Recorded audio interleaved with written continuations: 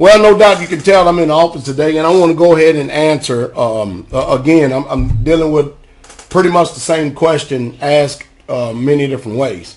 Listen to me, people. The fundamentals of our country has not changed. The economic situation of our country has not changed. And if you don't start making moves to position yourself, and you can't make these moves just overnight. This is something gradually. But right now, you have time to make moves, if you understand what I mean. Our country is not telling you the truth about how dire the situation is here in America. They're just not telling you. You know, I said it once, I said it 1,000 times. Every single time Sister Carol and I go to the store, we never come home without having some type of canned goods in our hands that has a shelf life of maybe 2 to 3 years. Canned goods. And I can't begin to paint a picture for you to tell you how bad it was going to be. I remember way back in 99, 2000, 2001, when I was on AM, FM radio and international shortwave. I would tell the people how our economic situation is really, really bad. Things are getting ready to implode. And of course, and I would tell them that there's going to be a great awakening to truth. People are tired. They're going to be sick and tired. Their patience is getting wore out. And of course, you know what they did? They mocked me. They laughed at me. They jeered at me. They called me all kind of names and everything else. Well, anyway, now we're another 10, 12 years later. I don't hear any of those critics of mine anymore. I hear nothing from them whatsoever at all. You know why? Because the difference with me and a lot of people is if I tell you something, if you ever get an opportunity to get a chance to come by and visit me, you'll see that I'm not sitting behind this camera telling you everything you need to be doing, and I'm not a partaker in my own information that I'm giving out to you as well. If you hear me say it, you better believe that I'm doing it. And that's the reason why I make a lot of these videos, to show you that I'm just not here running my mouth and running my lips trying to give you all this advice and everything that you should be doing.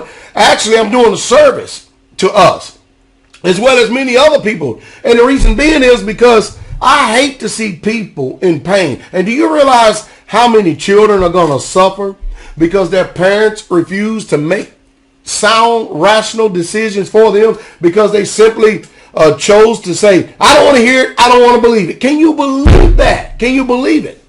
Well, we're in trouble. They have no plan whatsoever at all to pay this debt back. They're like a crack junkie.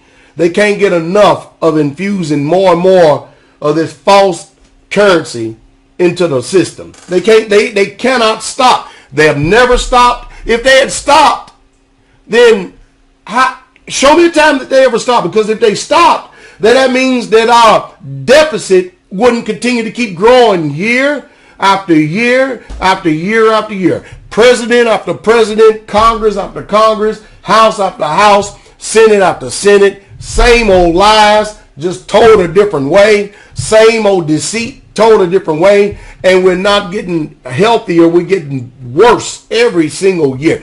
Every single year. The fundamentals ain't changed.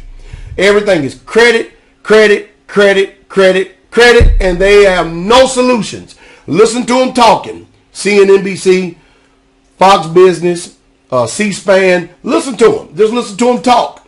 And when it's all said and done, and at the end of the day, when the smoke is cleared, the only solution they have is to print more money. You watch and see. And you can't continue to keep functioning like that. And it's austerity measures for you and I, bailouts for them. And they only take care of themselves. I mean, let me see. Last time I checked, I had what they call that thing, a credit rating. It's 810 or whatever that is, something like that. Anywhere, somewhere along in there, whatever it is. And you know the reason why it's like that, right? It's not because I have a mortgage. I have 2, 3 car loans, or 4, 5, 6, 7, 8, 9 credit cards and stuff like that. That's because I ain't got hardly anything at all on credit on there. That's it. And of course, I don't care one bit about a credit rating. What am I going to do with it? I got food. I got raiment. I took my own advice that I've been giving to you. I practiced what I preach years and years and years ago. So therefore, I don't have to suffer like everybody else is going to be suffering. I don't have to suffer. Hey,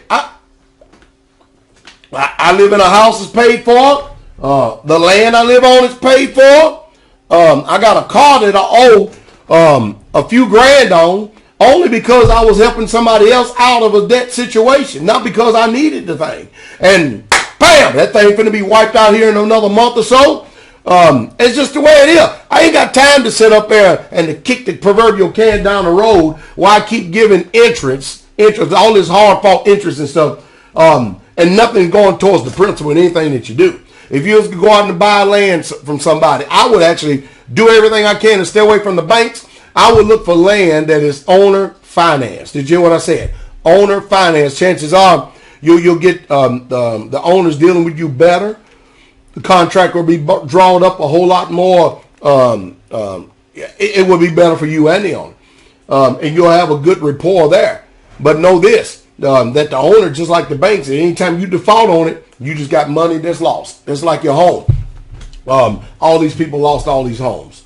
All these people lost all these homes and stuff because they had lost their job. You know, if you lose your job, you don't have a home. And like I said before, you know what's becoming the new American dream is 1 acre of land way out in the country, a used travel trailer or a used trailer paid for, and you spend no more than $15,000, $20,000 just in that alone. At least what you got is yours. You don't owe nobody nothing except your taxes you have to pay every year. You ain't got all this debt hovering over your head. And even if you lost your job, you can still go out and actually pick cans up. You can still go out and do it. Well, Pastor, I can't see myself. I can't see myself doing nothing like that. You ain't got no choice. You don't have any choice, because if you don't start making moves right now, you ain't got no choice. And all you people in the cities that refuse to change your mind, get ready for soup lines. You can preach, teach all you want. Get ready for soup lines. Get ready for FEMA camps. Get ready to stand in very long lines waiting for government handouts, simply because you refuse to learn how to hunt. You refuse to learn how to butcher. You refuse to make moves to preserve you and your family. Don't bellyache. Ain't no need in crying for it. The decisions that you made, you're a grown person. You made them. You made the bed. You lie down in it. Very, very hard. But all of you out there that are ready, you know, it's amazing. When you look at the prepper community as a whole, and let's just deal with demographics here for a second. Let's just deal with black, white. You look at the prepper community as a whole, you got in the prepper community as a whole, whether they believe in the Father or not, irrelevant. Watch, I want to show you something. Just preparation. Just preparation. I'm talking about the prepper community, the demographics of it.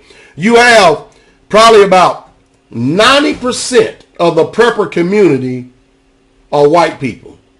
The other 10% are the blacks, the Mexicans, the Indians, the Hispanics, anybody else who understands this thing that's going on. That's a very small group. That's a very small group. And it's like I said before, when you look at the amount of debt, capital, that we have as a country, you look at us as individual people, all right? And you look at the demographics of it all. The same people that had the help, that had to have the wealth 100 years ago, still controls the wealth of this country today. And I just think that's a sad thing. And that's just letting me know that whenever you refuse to make changes, you are literally insane, and you're going to continue to keep doing the same things over and over and over again. And last but not least, here's the best advice I can give you. You need mutual assistance groups. You need people who are trustworthy. You need people who you can be around that you can trust, because you can't trust everybody. Because as soon as you say something that somebody don't like, that trust is over with, because people don't have no substance in them, no enduring substance whatsoever at all. And it's over. It's done for. And the system has done a very good job at jacking us up through thoughts, feelings, and emotions, keeping us at odds with each other while they are in unity with each other. I tell you, it is amazing when I see what's going on. I try my best to articulate it. I try my best to explain it.